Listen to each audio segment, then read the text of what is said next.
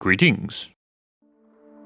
Language is the engine in the car that moves us from thought to thought.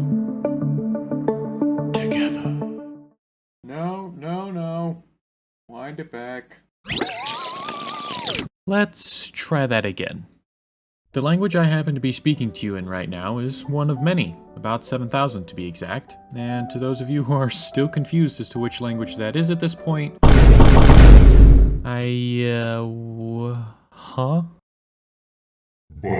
Despite being among the most popular and expansive languages, English is also a top contender when it comes to being one of the least consistent and most confusing languages. Let me explain. No, there is too much. Let me sum up. The only rule that consistently matters in English is simply this. Every rule has at least one exception. So, naturally, this 13-year-old's cable management of a language is host to a whole bunch of words that make no sense.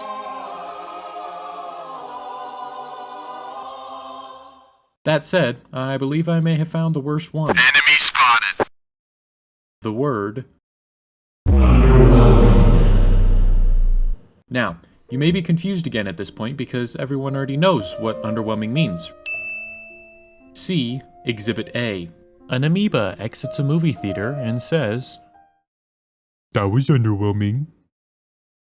Perfect. Message understood, point communicated, video over. But it's not that simple. In order to fully understand this word everyone already understands, it takes a little cranial expansion that will get radically more confusing before somehow making simultaneously less and more sense. So, let me recount to you the story of my descent down the rabbit hole of the word underwhelming. Alright, look. The word underwhelming, it's kind of a big word. It's like 13 letters. So, basically, I was screwed from the get-go. How could one possibly simplify such a word that took me more attempts than I'm going to admit to count the number of letters in? That said, despite this linguistic kerfluffle and many hours of deliberation, I had decided on my first move. The first thing I did was pretty simple. I chopped off the finger, if you will, of this word, simplifying it to underwhelm, a present tense verb. Whoa. I had successfully simplified a 13-letter word to a 10-letter word, at only the cost of 30% of my remaining brain cells. And that's the easy part. Realistically, at this stage of the rabbit hole, there were two directions I could have gone. One, I could flip a 180 and repeat my wick maneuver on the opposite end of the word and chop off the prefix. But I didn't do that. That would have been too easy. Instead, what I did for the sake of maximum clarity was this.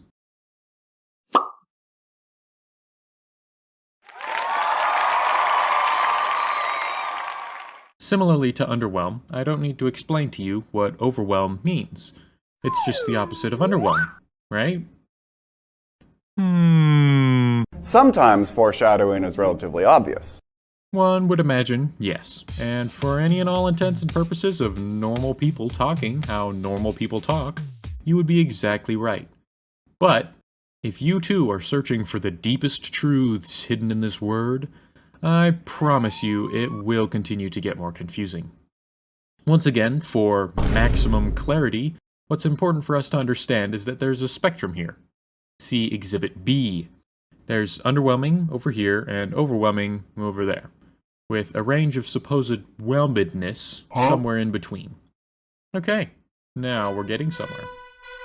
But the simply groundbreaking nature of my actions were too much for the space-time continuum to handle, and thus, the timeline shattered.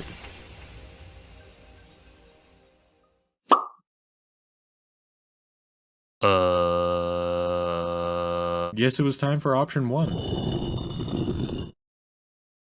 Now that I had thoroughly upset reality, I'm left with the word whelm, which, unlike its siblings, doesn't make any sense.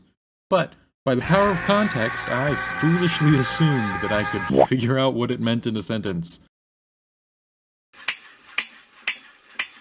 If we refer back to Exhibit A for a moment, That was underwhelming. and substitute underwhelming with whelm, stitch back on the ing finger for grammatical correctness, add an adjective because I can, and make me British because I also can, we get this. That was quite whelming.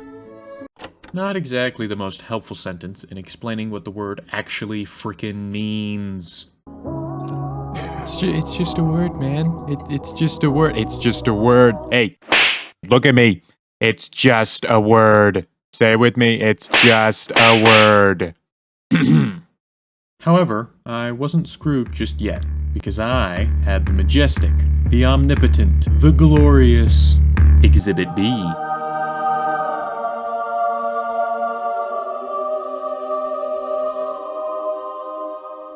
Given what everyone already knows about underwhelm and overwhelm, whelm must be right in the middle.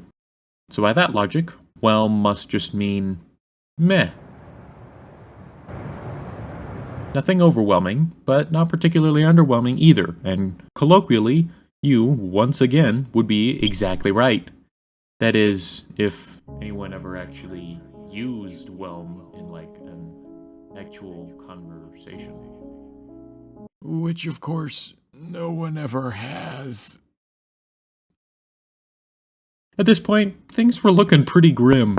I was running out of brain power, and no brain power meant no idea, which meant no motivation, which meant no script, which meant no video.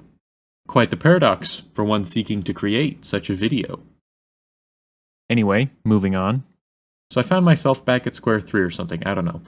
But it's at this point that I caved and found myself offering a blood sacrifice to the internet gods in hope of receiving guidance as to what whelm actually means. To engulf, submerge, or bury. Oh look, there's a movie too. Much more helpful. So, theoretically, if whelm means to bury, it should be pretty simple to stitch this back into overwhelm and underwhelm. Now we have overwhelm again, which is, dare I say, pretty intuitive. To overbury something makes sense. A decadent breath of fresh air in the veritable labyrinth of this rabbit hole. If you are overwhelmed with the responsibility of being an adult with consequence-inducing obligations, it very well may feel like you're being buried in excess. Cool. So now we can just easily switch out over with under, and it will all make just as much sense, right? Wrong! How can one be underburied? It makes literally no sense. Does it mean you're just buried a little bit? Because that doesn't mesh with the previously established spectrum of whelmedness, where whelmed would be buried a little bit. Or does underwhelming mean the opposite of overwhelming, like we also already established? In which case, it would mean you're floating. But in either case, neither makes sense if you were to apply them to a sentence, which then makes even less sense because everyone already knows what underwhelmed means! So, here we are. The bottom of the rabbit hole. The end of the line. Verbal Armageddon is on its way, so I thought I'd take the opportunity to say a few words. The real solution to this whole thing is that it doesn't matter, because everyone knows what underwhelming means, and at the end of the day, that is the sole objective of language. It doesn't matter what you say, how you say it, or what whatever you said actually means. As long as whatever you're communicating with understands what you're trying to say, doesn't matter.